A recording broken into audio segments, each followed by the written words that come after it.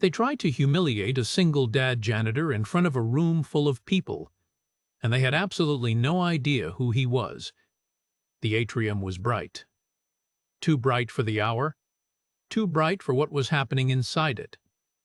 Chandeliers, polished floors, men in suits holding wine glasses like they were holding small trophies. This was a celebration of intelligence. That was the word they used on the invitation. Intelligence. And somewhere near the back of the room, in gray coveralls pushing a cart of dirty glasses toward the kitchen, was a man they had already decided didn't belong here. He had been cleaning this building for 4 years. 4 years of pre-dawn shifts. 4 years of knowing every cracked tile, every faulty light, every equation left half-finished on every whiteboard in every office he was paid to make spotless. 4 years of being invisible. And then a woman with a department chair's badge and a lifetime of careful positioning opened her mouth. She didn't shout. That's what made it worse. She gestured almost casually in his direction, used him as a punchline, a demonstration. Proof, delivered to a room full of donors and colleagues, that some minds simply cannot reach certain heights. The room didn't laugh exactly, but nobody stopped her. Nobody said his name. Because nobody knew it, he didn't react. He picked up his tray and turned toward the kitchen. But he stopped for just a moment at the display case mounted near the corridor entrance. Inside it, an unsolved mathematical problem the department chair had been publicly promising to crack for 3 years. He reached into his shirt pocket. He removed a folded piece of paper. He attached it to the edge of the case with a small piece of tape. Then he walked out. 90 seconds later, a junior faculty member noticed the note. He read it once, then again. Then he called 2 colleagues over. The 3 of them stood in silence. The note contained 3 lines. Those 3 lines were the complete proof. The janitor was already gone. If you believe that the quietest person in a room is sometimes the most dangerous one, stay with this story. Because what happens when they finally find out who he is will stop you cold. Before we go further, hit subscribe and tell me in the comments, have you ever had to hide how capable you really are? You might be surprised how many people have. To understand how this moment came to exist, we need to go back 3 weeks to a pre-dawn shift, an empty corridor, and a man who had spent 4 years reading equations he was never supposed to understand. The campus was quiet at 4 in the morning. Not silent. Singapore was never truly silent, but quiet in the way of a place that had exhaled and not yet breathed in again. Somewhere across the grounds, an air conditioning unit hummed. Somewhere further, a gecko clicked once against the wall and stopped. Daniel Lim pushed his cart through the corridor of the mathematics building and did not hurry. He had done this route for 4 years. He knew every door, every light panel, every stretch of floor that held water near the drains when it rained. He knew which faculty members left their offices unlocked and which ones left their lights on all night, burning electricity for an audience of no one. He moved through the building the way water moves through a familiar channel, without friction, without thought, following the shape of things. He started on the 3rd floor and worked down. The lecture halls came first. He collected paper cups left under seats, wiped the whiteboards clean, ran the mop across the floor in long, even strokes. Most of the boards held nothing worth keeping. Partial notes. Diagrams abandoned mid-thought. Occasionally something more complete. A proof attempted and left unfinished, trailing off at the point where the problem got hard. Daniel did not linger on those. He moved to the faculty corridor next. The carpet was different here, thicker, a dark burgundy that showed less wear. The offices had nameplates.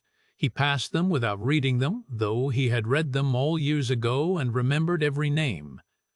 At the end of the corridor, the display case stood under a single downlight. It was a tall glass case, the kind used for trophies or artifacts, mounted to the wall beside the department entrance. Inside it, on a backing of dark blue felt, hung a single printed sheet inside a thin frame. The sheet showed a mathematical problem, neatly typeset, several lines, clean and formal. Beneath it, a small card read, "Open problem in formal verification.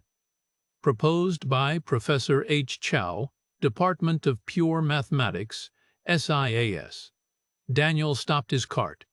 He stood in front of the case for a moment. He read the problem once. He read it again. His expression did not change. A muscle moved faintly along his jaw. And then it did not. He picked up the handle of his cart and walked toward the stairwell. Behind him, the problem waited in its frame under its light, exactly as it had for the past 14 months. He reached home before 5. The apartment was on the 8th floor of a block in Toapeo, and the lift smelled of someone's late dinner garlic and something fried. Inside, the flat was small but not cramped.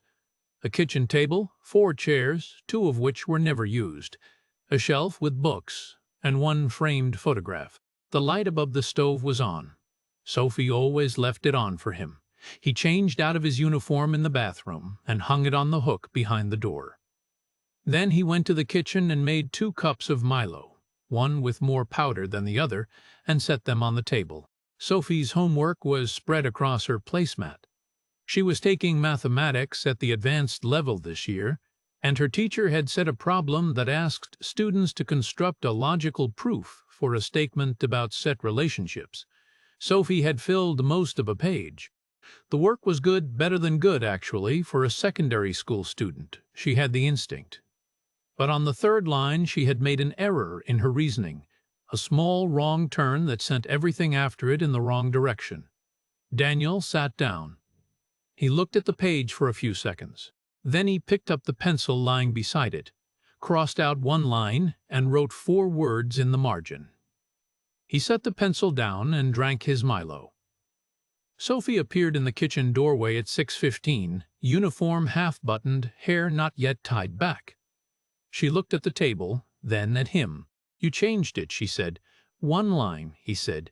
She picked up the page and read the margin note. She stood there for a moment, working through it.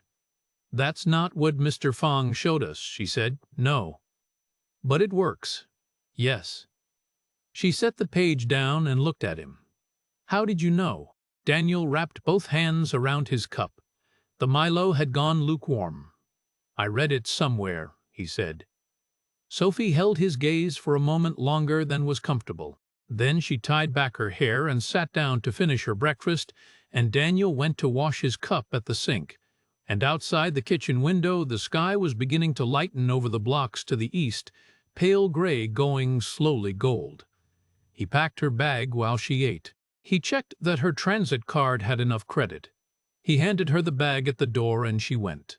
He stood in the kitchen for a while after she left. There was a stack of unopened post on the counter. He checked it once a week on rest days. Most of it was routine. But 1 envelope had her school's crest on it, and something about the weight of it made him pick it up now. He opened it. He read it once. He set it on the counter and looked at it. The letter informed him that his daughter, Sophie Lim, had been nominated for the school's Advanced Mathematics Enrichment Program. The program was selective. An interview and an application were required. The application included, among other things, a form requesting the academic background of the parent or guardian. Daniel folded the letter exactly along its original crease. He put it back in the envelope. He turned off the stove light and went to bed. He did not sleep for a long time. 3 weeks later, the atrium looked like a different building. Daniel had cleaned that space 400 times. He knew it in the dark, knew where the floor dipped slightly near the east entrance, knew which overhead panels buzzed if you left them on past midnight. But tonight it held round tables dressed in white linen, and the air smelled of cut flowers and something warm from the catering trays, and the people moving through it wore clothes that cost more than his monthly wage. He had been assigned to the event crew. That meant a different uniform, still gray but pressed. It meant moving quietly through the edges of the room, collecting plates, resetting tables, staying out of the way of the conversation. Daniel was good at staying out of the way. The guests arrived in clusters. donors and faculty and the few people he didn't recognize, carrying the easy confidence of those who had never questioned whether they belonged in a room. By 8 o'clock the atrium was full and warm, and the noise of it, voices layered over soft music, over the clink of glasses, settled into a steady hum that Daniel moved through without hearing. He was resetting a table near the north wall when Mr. Go arrived beside Professor Chow. Daniel had seen Chow before. Everyone who worked the building had.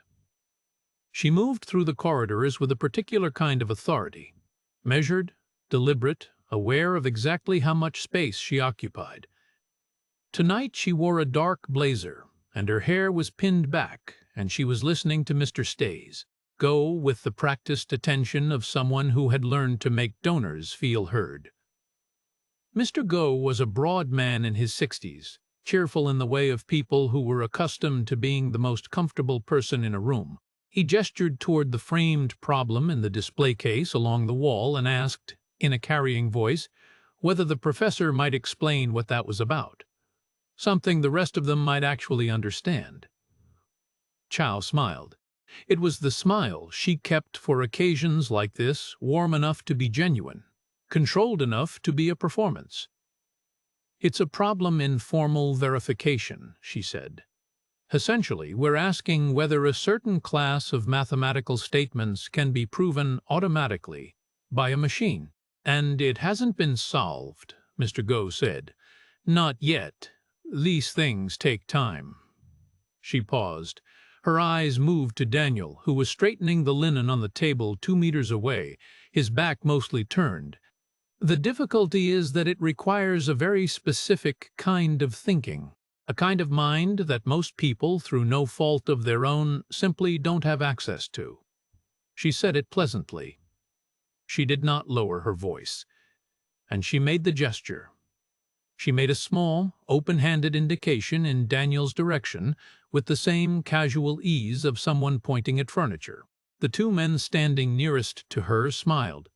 Mr. Go made a sound that was not quite a laugh, but was adjacent to one. Nobody said anything else. Nobody looked at Daniel directly, which was its own kind of acknowledgement. Daniel set down the salt shaker he was holding. He picked up his tray. He did not look at Professor Chow. He carried the tray toward the kitchen corridor, moving along the wall, and if anyone in that room noticed the particular stillness of the way he held himself, the slight set of his shoulders, the way his jaw sat, no one said so. He passed the display case on his way out. He stopped. It lasted only a few seconds. He stood in front of the case, and he looked at the framed problem inside it, and something in his face shifted, not much, just a degree or two, the way a door moves when someone on the other side of it breathes. He reached into his shirt pocket with his free hand. He removed a piece of paper, folded twice. He took the small strip of tape he had placed on the back of his name badge earlier that day and used it to fix the note to the lower edge of the case's frame. Then he picked up his tray and walked into the kitchen. The kitchen was loud with the clatter of the catering staff. Steam rose from a rack of dishes being rinsed. Daniel set the tray down on the counter, removed his gloves, and began loading glasses into a plastic crate. In the atrium, Dr. Tiem, Reuben Tan, was refilling his water glass when he noticed the note. He almost didn't. It was small, a piece of paper folded to the width of 2 fingers, attached to the frame at an angle that put it just below eyeline. But Tan was the kind of person who noticed things on boards. It was a professional habit, almost involuntary. He set down his glass and moved closer. He read the note once. Then he read it again, slower this time, his eyes moving left to right across each line with the careful attention of someone checking their own understanding. The note contained 3 lines of notation. Compressed, precise, architectural in the way that only certain minds could produce, where every symbol carried weight and nothing was wasted. 3 lines. They were the proof. Tan stood very still. Then he reached out and touched the edge of the paper to make sure it was real. He turned to the 2 colleagues nearest him and said something quiet. They came over. They read it. One of them said something. The other one said nothing at all. Tan looked toward the kitchen corridor. The door was still swinging gently on its hinge. The man in the gray uniform was already gone. He came home just before midnight. The lift was slow, the way it always was at that hour, and the corridor on the 8th floor smelled of someone's laundry drying behind a closed-door fabric softener and something faintly damp. Daniel unlocked the flat and stepped inside without turning on the main light. The stove light was on. Sophie had left it on again. He set his bag down beside the door and stood still for a moment, listening to the apartment breathe. Sophie's door was closed. From behind it, nothing. She was a quiet sleeper, always had been. He went to the kitchen. There was a note on the table, written on the back of a worksheet in Sophie's compressed, slightly tilted handwriting. It said she had finished problems 7 and 8 from the enrichment prep packet, and that problem 9 was wrong. Not wrong the way my answers are wrong, she had written. Wrong the way the question is wrong. She had left the worksheet beside the note, problem 9, circled twice. Daniel sat down. He pulled the worksheet toward him and looked at the problem. She was right. The question had been typeset with an error in the boundary condition, which made the expected proof impossible to complete cleanly. It was the kind of mistake that came from someone copying a problem out of a textbook without fully understanding what they were copying. He picked up her pen and wrote 2 lines in the margin, the corrected condition and the first step of the proof that followed from it. She would see it in the morning and know what to do. He set the pen down. He did not move for a moment. The apartment was very quiet. Outside, somewhere far below, a motorcycle passed and faded. The refrigerator clicked on and hummed. Daniel got up. He went to the small desk in the corner of the living room, the one with the locked drawer at the bottom. He took his keyring from his pocket, found the smallest key on it, and crouched down. The drawer opened with a sound that was more felt than heard, a soft give of wood that had swollen and dried and swollen again through years of Singapore humidity. Inside, a thin manila folder, worn soft at the corners. He lifted it out and sat with it on the edge of the couch. He did not open it immediately. He held it in both hands, his thumbs resting on the cover, and looked at the shelf across the room where May's photograph sat between 2 small books. The photograph was from before. He did not think of it in terms of years or dates anymore, just before and after. In it she was laughing at something off camera, her hand raised to her face, caught mid-movement. He had taken it on a Sunday morning. He could not remember which Sunday. He could not remember what she had been laughing at, and that had bothered him for a long time before it stopped bothering him. He opened the folder. The first document was his doctoral thesis, 142 pages, printed on paper that had yellowed slightly at the edges. The title on the cover read, Decidability and Structural Completeness in Higher Order, Formal Systems. Beneath it, Daniel Cheng Lim, National University of Singapore, 2009. Advisor, Professor S. Rajagopal. He did not read it. He looked at his name for a moment, then turned to the second document. It was a printed copy of his first published paper, from the Journal of Symbolic Logic, 2011. 6 pages. He had written it in the evenings, after May's first bad year, when she was still well enough that he could leave her alone for stretches of 2 and 3 hours. He remembered writing it at a table not so different from the one Sophie now did her homework on, the flat quiet around him, the mathematics, the only thing that had no opinion about what was happening to his family. The second paper was shorter, 4 pages. He had written it faster. He looked at both of them for a little while. Then he put them back in the folder, put the folder back in the drawer, and locked it. He turned off the stove light on his way to bed. His phone was on the nightstand. He picked it up out of habit, checked the screen. 1 missed call. The number was unfamiliar, a Singapore number, but not one he recognized. He pressed to see the time of the call, 11:47 p.m. He looked at it. The donor event had ended at 11. He had left the building by 10 past. He set the phone face down on the nightstand. For a long time he lay in the dark and listened to the silence of the apartment, and thought about a piece of paper no bigger than his palm, taped to the edge of a glass case in a building he would have to walk back into tomorrow morning. He had not expected anyone to look at it that closely. He had not expected anyone to look at it at all. Sleep did not come quickly, and when his phone lit the ceiling once more, a notification this time, no sound, he did not reach for it. But in the morning, the missed call was still there, and the number had left no voicemail. Reuben Tan had not slept. He had gone home from the donor event, sat at his kitchen table, and spent 4 hours verifying the note line by line. He used 3 different reference texts. He checked each logical step twice. By 2 in the morning, he had confirmed what he already knew from the first reading. The proof was correct, not approximately correct, not correct with minor gaps to be filled. Complete, clean, and correct in a way that made the problem look almost simple once you saw how the author had chosen to enter it. That was the part that stayed with him. Most proofs revealed their difficulty as you read them. They accumulated complexity, built elaborate scaffolding, required the reader to hold many things in mind at once. This one moved in the opposite direction. 3 lines, and by the 3rd line the problem had been quietly dismantled. Whoever had written it had not just solved the question. They had found the place where the question was weakest, and pressed there precisely, once.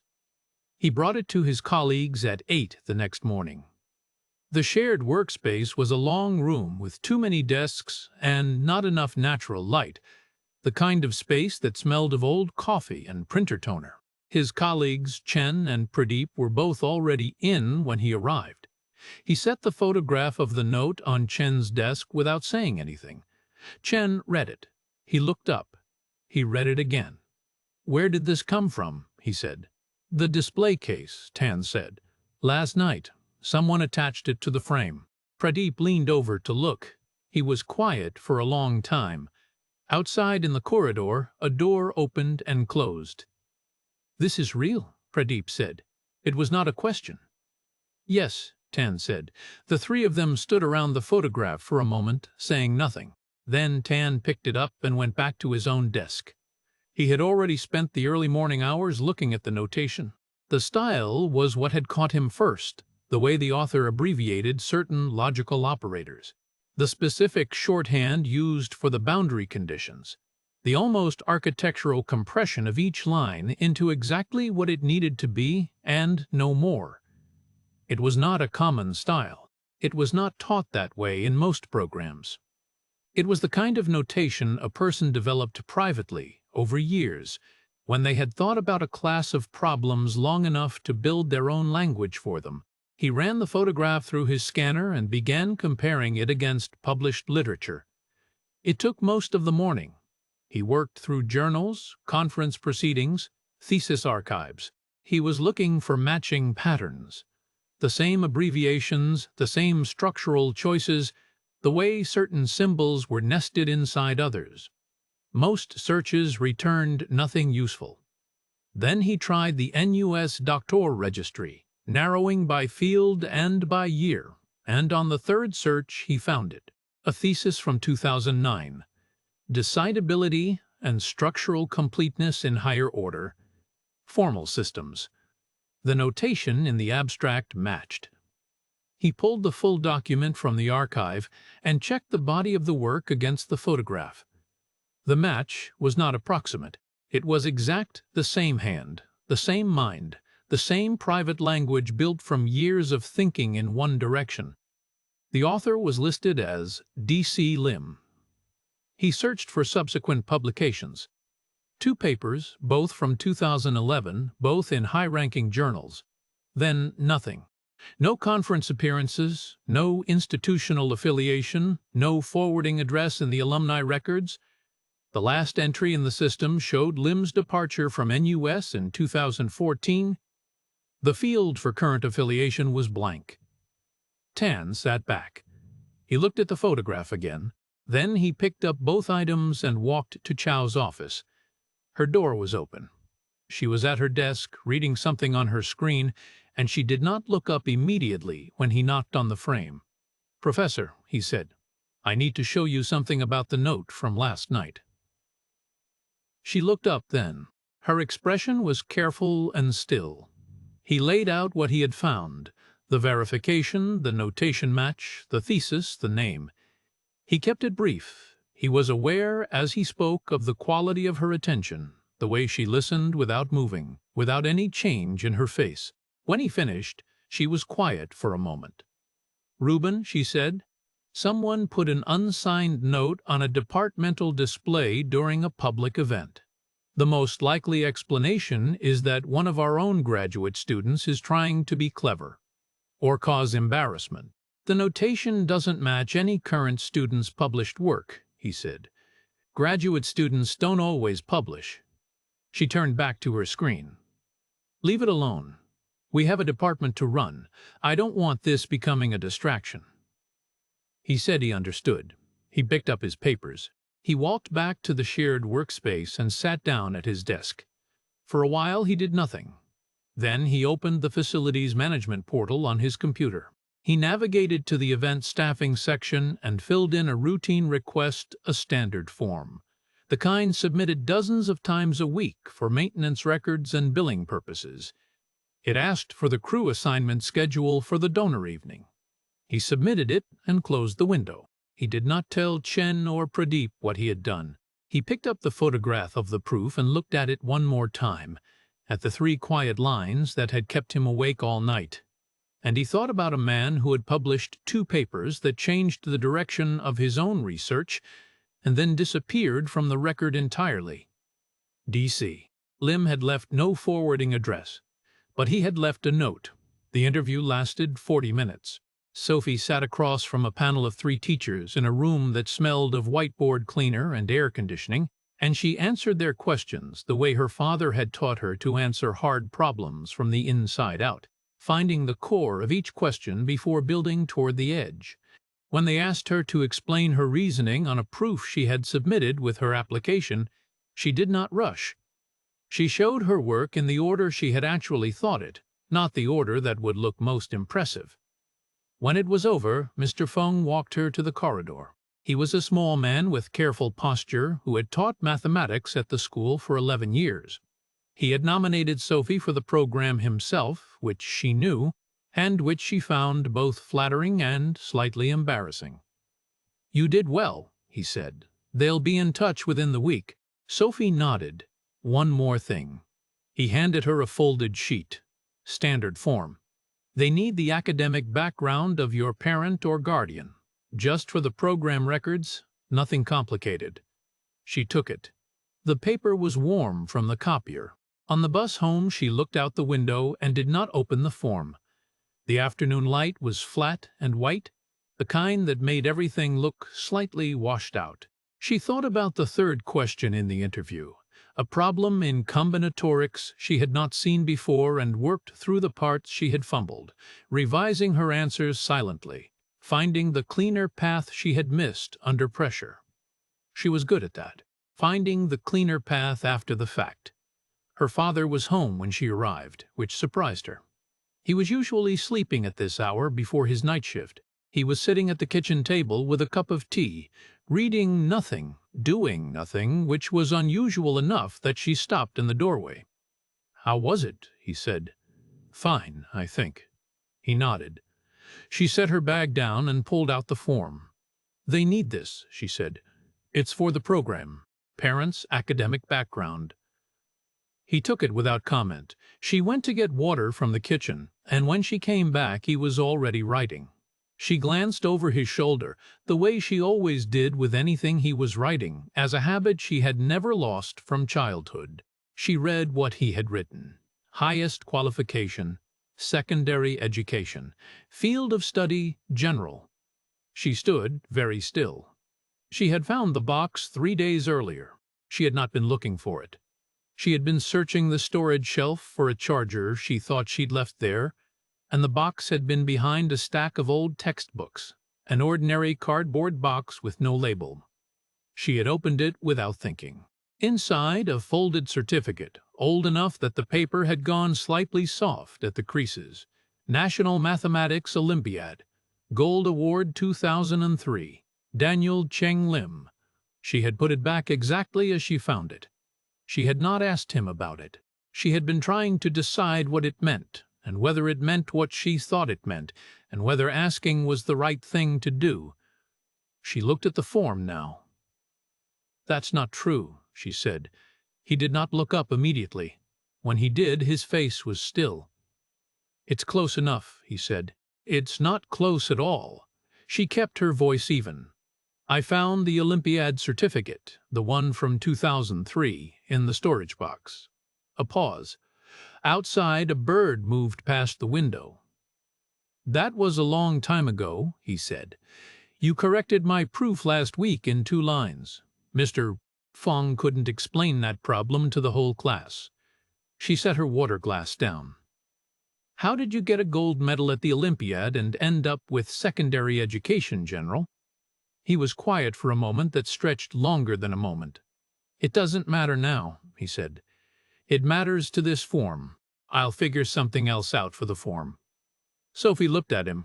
She looked at the form in his hands, at the line of his jaw, at the way he held the pen without moving it. She thought about the locked drawer she had never been able to open. She thought about the way he always looked at the whiteboards in her practice books for a second longer than a person helping with homework needed to.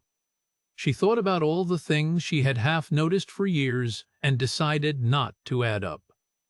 "Why won't you just tell me?" she said. "I'm not going to be upset. There's nothing to tell." She picked up her bag from the floor. She did not say anything else. She went to her room and closed the door quietly, not a slam, which would have been easier, and sat on the edge of her bed in the flat afternoon light and looked at the wall. In the kitchen she heard nothing. No movement, no sound of the pen resuming, no rustle of paper. After a while she opened her phone and added something to the queue, the list of problems she kept there. But it wasn't a mathematics problem. It was 4 words, typed carefully, the way she typed things she was not sure what to do with yet. What is he hiding? In the kitchen, Daniel sat with the blank form in front of him. He did not fill it in. And 2 floors below, in the car park, a message was sitting unread on his phone. A response to a facilities services request listing the crew assignments for the donor evening sent to a faculty email account registered to a Dr. Ruben Tan. The complaint was filed on a Tuesday morning. Professor Chow did not go to the facilities office herself. She sent an email precise, measured, copied to the department administrator requesting a formal meeting to discuss a breach of protocol during the donor evening. The subject line read, "Unauthorized materials on departmental display." By 10 o'clock she was seated across from the facilities contracts manager, a careful man named Mr. Lowe who kept his desk very tidy and listened to complaints with the particular stillness of someone trained never to react visibly to anything. She explained the situation without raising her voice. An event crew member had attached an unsigned document to a restricted departmental display during a private function. The document had not been authorized. The display was institute property. The action constituted a breach of event protocol and potentially of intellectual property policy, and she wanted to know which crew member was responsible. Mr. Lowe said he would look into it. The crew supervisor, Hassan, received a call that same afternoon.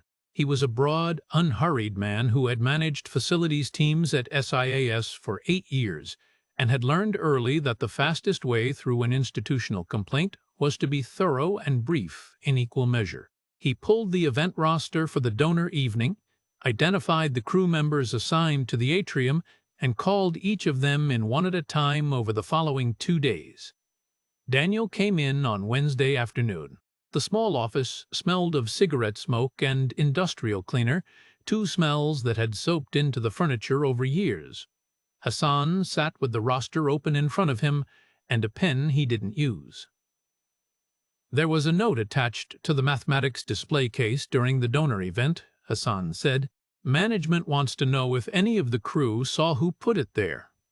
Daniel looked at him steadily. I didn't see anything. You were working the atrium. Yes. You didn't see anyone near the display case? There were a lot of people near everything, Daniel said. It was a full event. Hassan wrote something brief in the margin of his roster. He looked at Daniel for a moment, not suspiciously, just the way a man who has interviewed many people looks at someone, taking the measure of what he's hearing against what he knows of the person saying it. All right, he said. I'll note that down. Daniel went back to work. The report Hassan submitted to Mr. Lowe the following morning was 3 paragraphs. It stated that all crew members assigned to the atrium had been interviewed, that none reported witnessing anyone attach materials to the display case, and that without further evidence the incident could not be attributed to any specific individual. Mr. Lowe forwarded it to Professor Chow.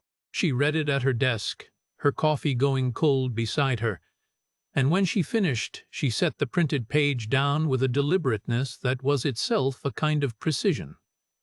The report was useless. It told her nothing she hadn't already decided wasn't true. She called Mr. Lowe. I'd like to escalate this to security, she said. I want the CCTV footage from the atrium reviewed. The display case is in the corridor near the east entrance. There should be coverage of that area from the event window. Mr. Lowe said he would arrange it. The security officer who reviewed the footage was young and efficient.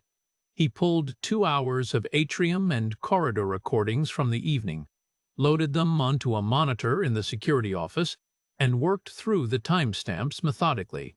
The east corridor camera was mounted high and angled to cover the entrance doors. The display case sat at the edge of its frame. The footage was not ideal. The camera was older than the others, its resolution softer, and the corridor lighting during the event had been dimmer than usual. Someone had adjusted it for atmosphere. He could see people moving past the case throughout the evening, faculty, donors, catering staff. At the relevant time stamp, he saw a figure in gray pause briefly at the case. The figure's back was to the camera. The head was slightly bowed. The movement lasted no more than 5 or 6 seconds, and then the figure moved on toward the kitchen corridor. He could not see the face. He could not see the hands clearly enough to confirm what, if anything, had been done to the frame. He typed his assessment into the incident report field, footage reviewed. Individual visible near display case at relevant time.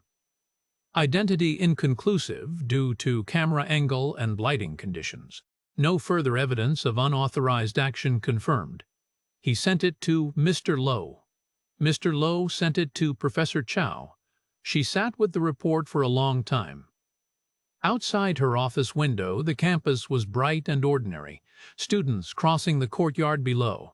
A gardener working the hedge line near the far wall. The footage was inconclusive. The interviews were inconclusive.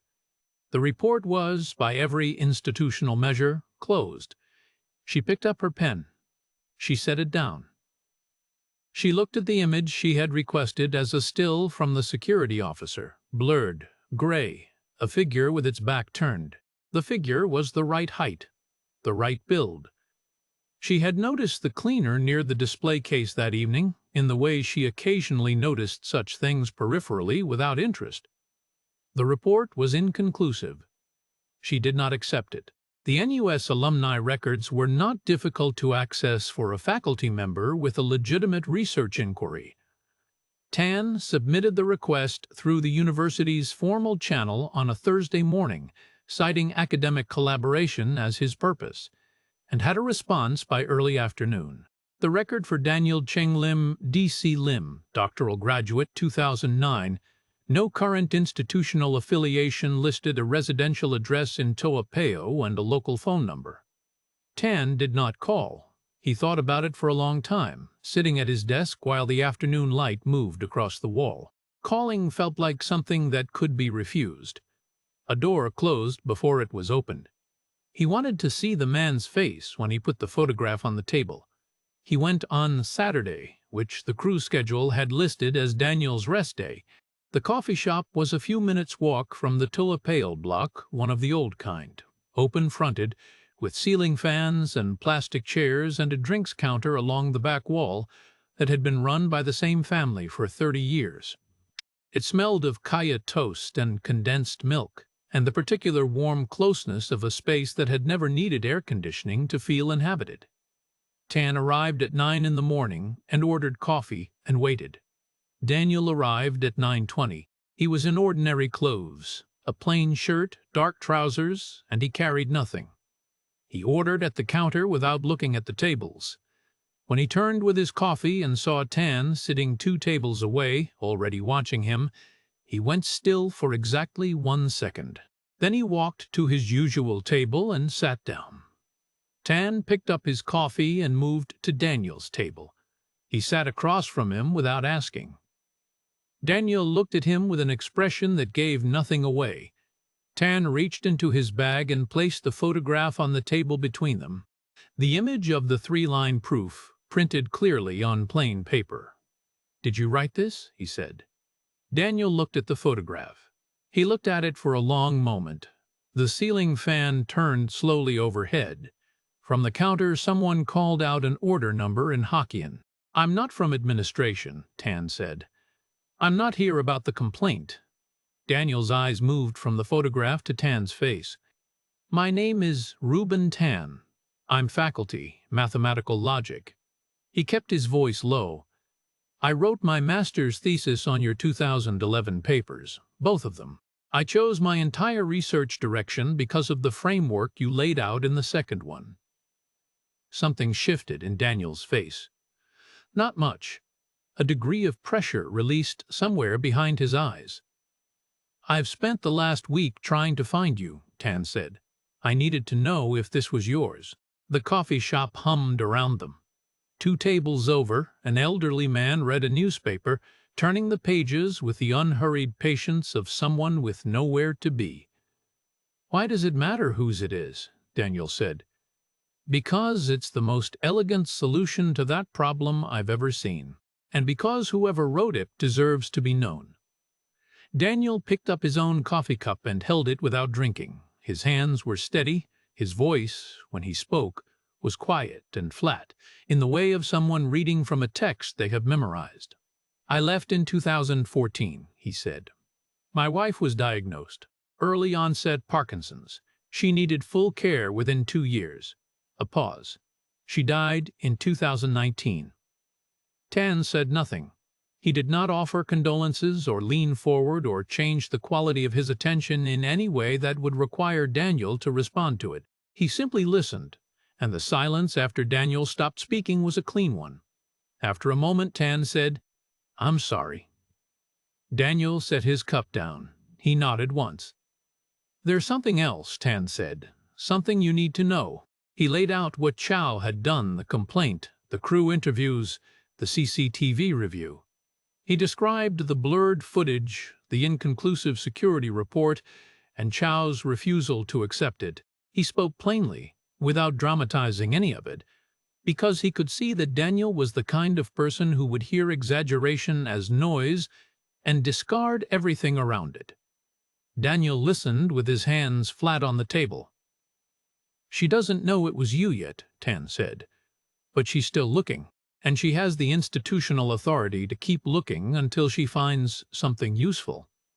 If she frames this as misconduct, unauthorized access to a departmental display, misuse of proprietary research materials, whatever argument she builds, she can push for termination of the cleaning contract. Your supervisor can't protect you from that." The fan turned. Outside, a bus passed on the road beyond the open front of the shop. "You have 2 choices," Tan said. "You stay quiet and she finds a way to end your employment anyway. Or you step forward on your own terms before she defines who you are." Daniel did not answer immediately. He looked at the photograph still lying on the table between them. 3 lines. Clean and complete, and his jaw tightened. Then it released. He folded the photograph carefully along its existing crease and slid it back across the table to Tan. He stood. finished the last of his coffee, and placed the cup on the tray at the end of the table. "I'll think about it," he said. He walked home in the midday heat, and the thinking was already done before he reached the lift. Sophie was at the kitchen table when he came in, her enrichment prep packet open in front of her, her pen moving in small, careful strokes. She looked up. "Are you okay?" she said. He stood in the doorway for a moment. Then he pulled out the chair across from her and sat down. "No," he said, "but I want to tell you something." She set her pen down. She waited. And for the first time since she was old enough to ask questions he could have answered honestly, he told her who he used to be. The seminar room was on the second floor of the mathematics building, at the end of a corridor lined with framed photographs of past department heads. It held 12 chairs around a long table, a whiteboard along the full length of one wall, and a glass panel beside the door that looked out into the corridor. The morning light came in flat and white through the high windows. Daniel arrived with Hassan at 8:55. He was in his work uniform. He had not been told to wear anything else, and he had not asked. Hassan walked beside him without speaking. At the door, Hassan paused, told Daniel he would be just outside, and that was the last thing anyone said to Daniel before the meeting began. Sophie was already in the corridor. She had taken the MRT from school. She had told her form teacher she had a medical appointment, which was not entirely a lie, and she was sitting on a bench against the wall with her school bag on her lap, still in her uniform. She looked at her father when he appeared. He looked at her. He had not told her to come. He did not tell her to leave. He went inside. The table held 6 people. Professor Yo sat at the head, a quiet man with a careful manner, the kind of authority that did not need to announce itself. Chow sat to his right, her folder open, her pen in her hand. 2 senior faculty members Daniel did not know by name sat along one side. Tan sat at the far end, a stack of documents in front of him, and he gave Daniel one brief nod as he took his seat. Chow began. She spoke for 8 minutes without raising her voice. An event crew member had attached an unauthorized document to a restricted departmental display during a private institutional function. The document appeared to address an open research problem belonging to the department. 2 possible explanations. The document was a fabrication designed to embarrass the department, or it contained stolen, unpublished material possibly sourced from a current graduate student's work, which had been placed on the board without consent or attribution. Either way, a serious breach had occurred, and the responsible party needed to be identified and the matter formally resolved. She did not look at Daniel once while she spoke. Yo was about to respond when Tan said, "Professor, if I may." Chow's pen stopped moving. Tan stood. He placed the 2 published papers on the table, both printed, both clearly dated, both bearing the name D.C. Lim with the NUS and IPAM affiliations. He placed the photograph of the handwritten proof beside them. Then he placed a printed section of Daniel's 2009 doctoral thesis, open to a page of dense notation. He walked to the whiteboard. He did not rush. He drew 3 columns. In the first, he reproduced the notation from the thesis page. In the second, he reproduced the notation from the 2011 papers. In the third, he reproduced the 3-line proof from the photograph. He stepped back. The abbreviations were identical. The compression logic was identical. The specific way the boundary operators had been nested, a stylistic choice so particular it appeared nowhere else in the literature Tan had reviewed, was identical across all 3 columns. The note was not a fabrication, Tan said, and it was not stolen. It was written by the same person who wrote these. He gestured to the papers. The man sitting at this table, Daniel Cheng Lim Nutnus, doctoral graduate, 2009. The room was very still. Yo looked at Daniel. "Mr. Lim, would you be willing to extend the proof from where the note ends? To take it one step further, live in this room?" Daniel looked at the whiteboard for a moment. Then he stood, walked to it, and picked up the marker Tan had set down. He worked in silence. His handwriting on the board was small and precise. He did not pause to think, or if he did, the pauses were too brief to read as hesitation. They read instead as the natural rhythm of a man who moved through this kind of problem the way a carpenter moves through familiar wood with attention but without uncertainty. 4 minutes. He set the marker down and stepped back. "Why did you attach it anonymously?" Yo asked. Daniel looked at him. "I didn't want anything. The problem on the board had an error in how it was framed. I corrected it." Chow's voice, when it came, was controlled but thinner than before. "A proof of this length could be memorized. This doesn't establish authorship." No one at the table responded to her. Daniel turned back to the whiteboard. He did not look at Chow. "There's a sub-problem," he said, "related to the main proof. I can see from the department's published work that it's been active for some time." He paused. "May I?" Yo said. "Please." Daniel wrote for 6 minutes. The room stayed quiet in the way that rooms go quiet when people stop performing attention and start actually paying it. When he finished, he set the marker down again and turned around. 2 of the senior faculty were leaning forward. One of them had written something in the margin of his notebook without appearing to notice he was doing it. Chow looked at the board. Her pen was flat on the table now, not in her hand. Professor Yo said, "I'd like to call a short recess." Daniel walked out of the seminar room and into the corridor.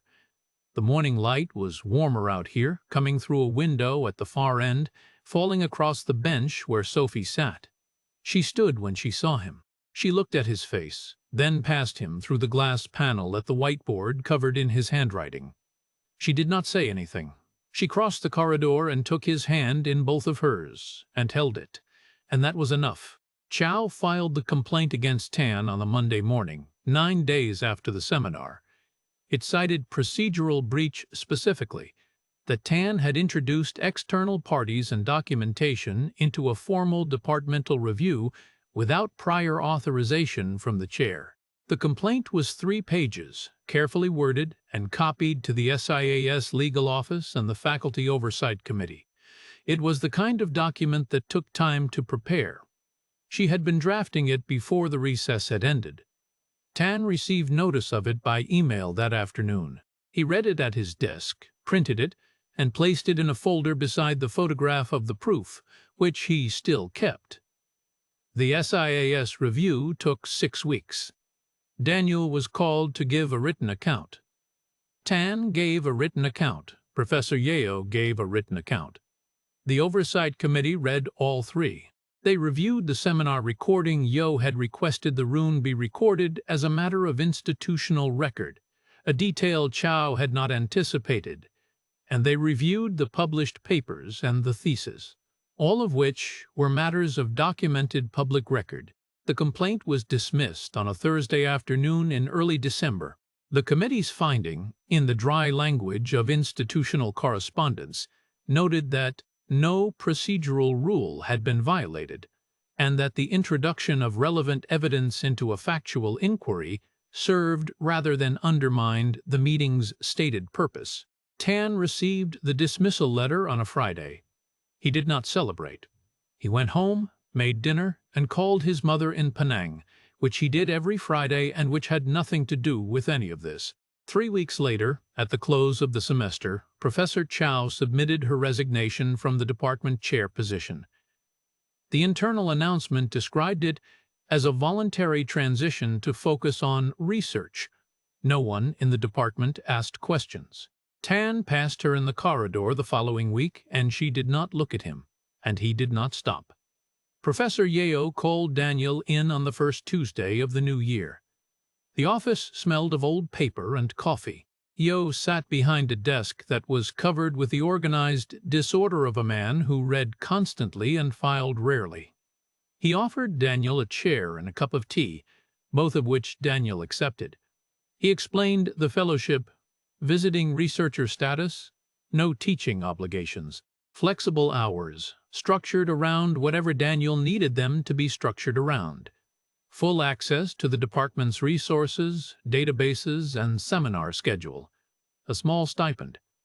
The appointment would be reviewed annually. Daniel listened without interrupting.